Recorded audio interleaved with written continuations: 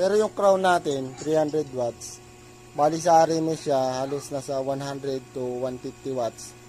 Yung amplifier na ginamit natin, nasa ano lang to, mga 80 watts RMS per channel. Ito, hindi na to tunay mga kabuding. Ang laman niyan, iba na. Bali yung laman nito, kinuha natin ng 400 watts per channel. Pero sa RMS yan, mga 80 watts lang RMS per channel. Bali lamang yung ano natin, yung crown. Lamang ng malaki kasi halos siguro 100 to 150 watts yan eh. Yung amplifier natin nasa 80 watts RMS lang. Kaya lamang yung speaker, pero sound check natin kung okay ba yung ano niya. Pero hindi talagang kakayanin dahil mababa man to eh. Subukan natin.